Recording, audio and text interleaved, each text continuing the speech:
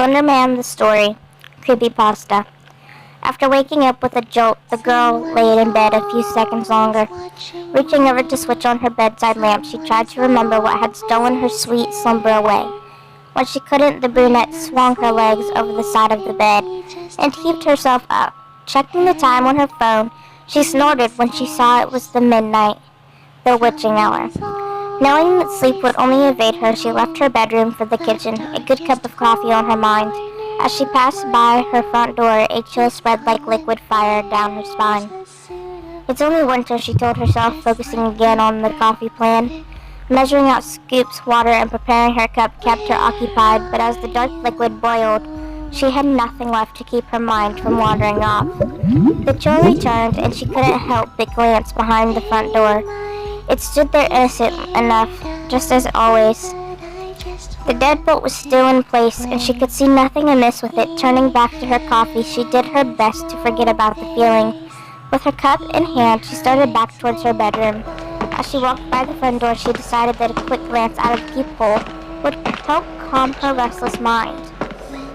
The chill worsened with each step she took towards the door and further away from the safety and warmth of her blankets. She pressed her empty hand against the cold metal door and took a deep breath before leading her eye to the peephole. At first she could only see an inky blackness and somehow seemed to swirl in itself. When she blinked in surprise, the void melted away. She wished it hadn't. In its place there stood what she could only guess was once a man. Their limbs were long and inhumanly awkward, with bulky joints branching off into several arms, not unlike the branches of a tree. The creature was draped in a black suit, somehow making the thing more nightmarish to her. The icing on the proverbial cake, however, was what passed as the hellish thing's face. It was as though her mind blurred the ghastly visage to spare itself further shock and horror. She shoved herself away from the door with the hand still pressed against it. The scalding mug of coffee fell, the liquid burning her bare legs as she fell backwards and tried to crawl away from the door. She knew somehow that her mind hadn't been playing tricks on her. As she crab-walked away from the door, she watched as tendrils as black as the void she first saw snake around through the cracks. The girl was trapped between the instinct to flee and the gut feeling to not turn her back on the door.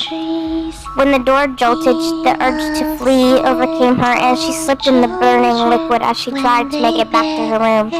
She knew deep down that she was trapping herself in a corner, but she had to get away from the door. The girl was halfway down the hallway when she heard the previously locked door creak open. She screamed and slipped into a wall, cracking her chin on it and stunning her. After that, there was only blackness. Nicole, a warm male voice, snapped the woman out of her trance.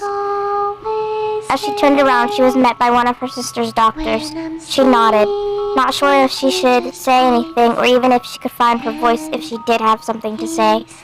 That morning, she had gotten an urgent phone call from the hospital saying that her sister Lindsay was there. Before they had even let her see, the doctors had pulled her off to the side and insisted they talk to her about what might have happened. Phrases like self-inflicted and assault had been thrown around, and Nicole felt her mind reel. She still hadn't fully understood what they had been saying until she saw Lindsay with her own eyes. Her little sister had a bandage wrapped around her head, covering both of her ears as well as her eyes. They said it was there to keep her now deadened eyes from dying out and to try to keep infection out of the ears from the wounds that Lindsay made to them. The doctors had guessed that either she or someone else had jammed a pencil into them to keep her off balance or to deafen herself against something. There was a mix of first and second degree burns on her hands, legs, and feet from what was assumed to be the coffee her neighbors found spilled all over the entry to her apartment. As Nicole walked into her sister's hospital room for the first time, she thought she had spied the silhouette of a man in the window. That she knew was impossible. Her sister's hospital room was on the 3rd story. The news stories. Most of the newer stories involve Slenderman luring children into the woods and eating them. Many of them say the entity communicates telepathically. The effects. The effects of children seeing stories of Slenderman have led them down the dark paths. In 2014, 3 girls aged 12 went into the woods and one ended up being stabbed because the other 2 girls believed that Slenderman would kill their families if they didn't prove their worth to him.